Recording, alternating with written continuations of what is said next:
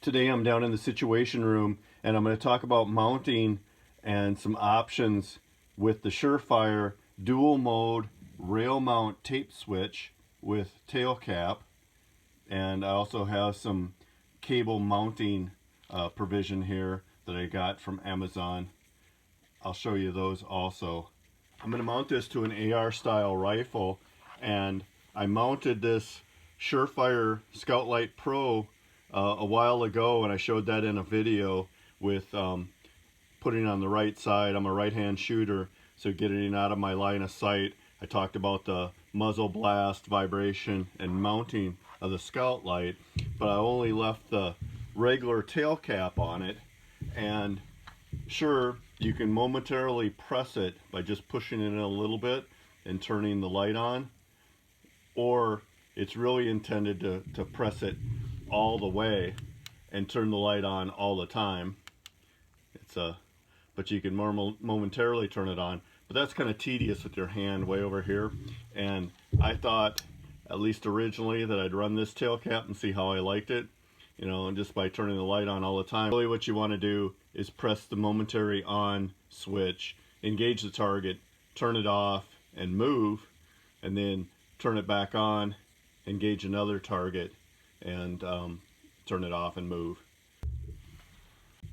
Now this Surefire tape switch is made to mount on a Picatinny rail. It's flexible. It's really a flexible plastic, almost rubberized, and it has the tape switch here, and like I said, it's a dual switch, so it's got the continuous on and off here with a push button. And then this particular model came with the tail cap, and it's the tail cap that's just the simple one, doesn't have the switch integrated on it. Don't figure you need it if you have this switch. Now if I just got the tape switch by itself and didn't have this one, I definitely want to be able to turn my light on and just leave it on. And of course, the technique for engaging targets with a weapon light is just to have it on momentarily while you engage the targets. You're never really supposed to search with that weapons light. You should have another light that you use for searching with, because it's just like using your scope to spot targets. You're aiming your rifle directly at people or whatever you're searching for when you have your weapons light using it as a searchlight. I mean, push come to shove, you could certainly do it, but it's not a preferred technique. So I also purchased these cheap cable mounts.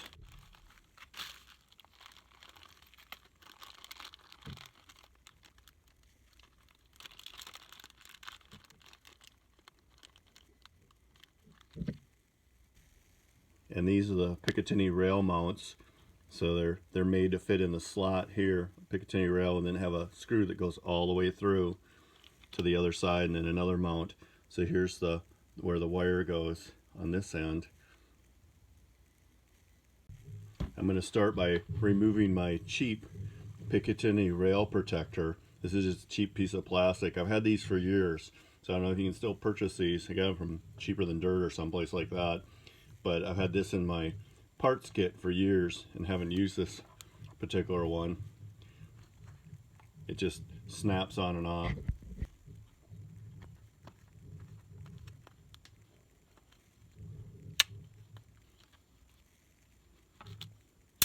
I want to place my switch as far forward as I can, because this is where my thumb is going to go, either here or there on this particular rifle. So with my mag pull front sight folded down, I want to place this on the rail.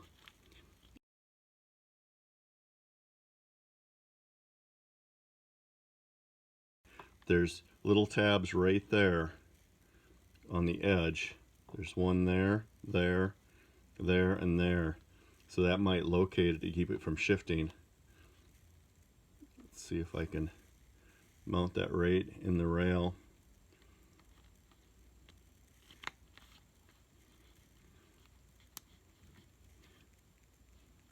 Yep, those little tabs keep it from shifting. So that's as far forward as I can go with that sight folded down.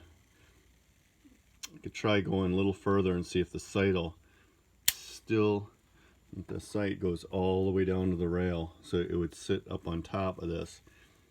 So let me play with that and see if I like it located here.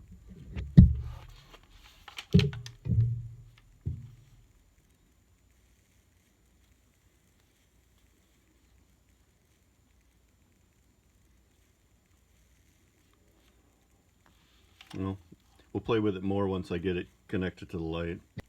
So I'm simply gonna unscrew the tail cap of my Surefire Scout Pro light.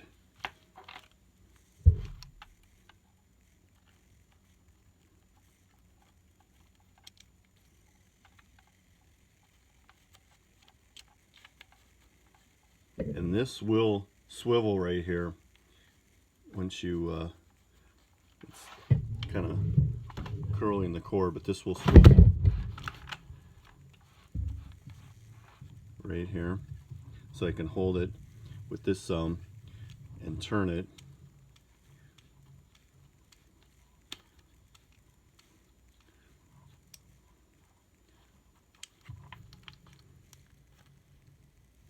Tighten it all the way up, and then I can uncurl it here if I wish, or there might be some advantage to leaving it curled once I mount it.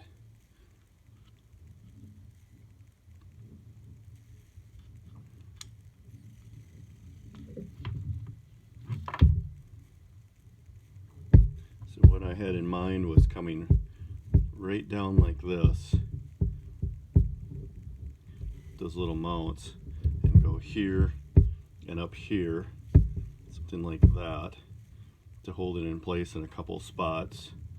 That's all I thought I would do. So let's give it a quick try though. There's the momentary on. See, that's coming on.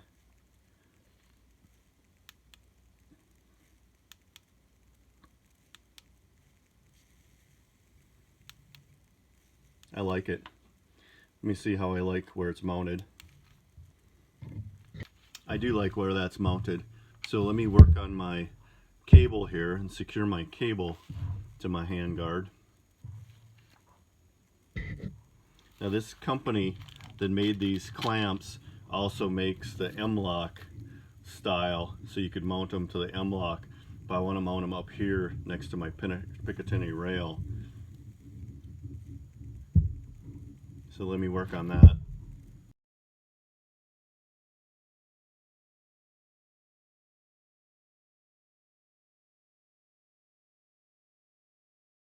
Here are the components of the pressure switch wire guide or mounting provision. It has the Picatinny rail non-cable side, the cable side, and then a screw. It also came with its own little Allen wrench or hex wrench.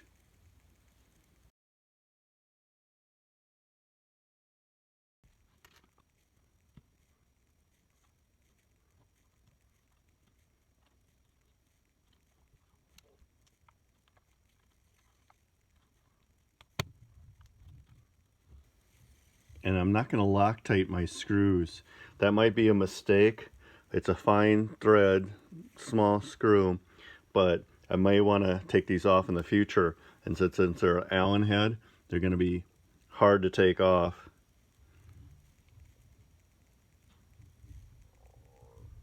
If I find that they come loose in the future, I can always take them back and Loctite them. And they appear to have a little insert, so they're plastic, but they appear to have an insert for the threaded side that you thread into, which is very good. I like that. The screw fits tight, so it's almost like it was threaded, but it just pushes hard all the way through. So that's good, that it's going to sit good and snug. Then it hopefully won't come loose. It's also has a tapered seat on this side, so it fits the head.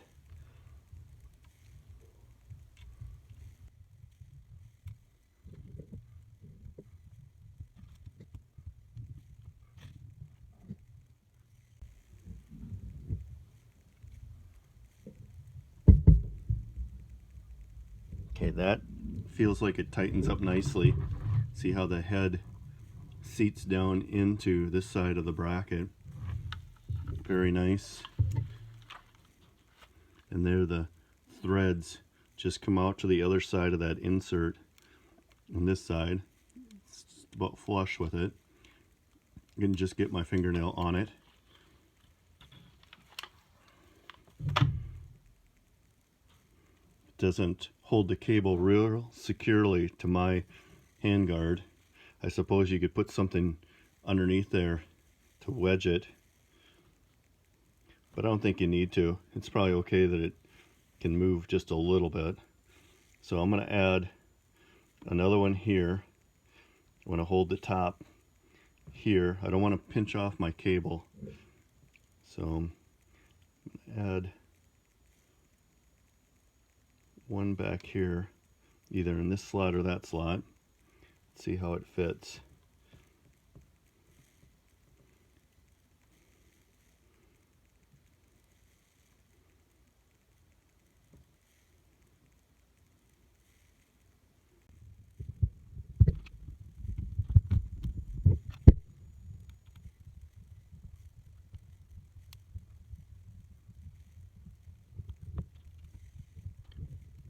I honestly didn't want to pinch it off quite this much, but I really want to get one more on it here or here, probably there, because I don't want anything getting caught in the woods or being able to get caught on your equipment. That looks pretty good. You know, of course you got this right here that could get caught, but you can't be helped.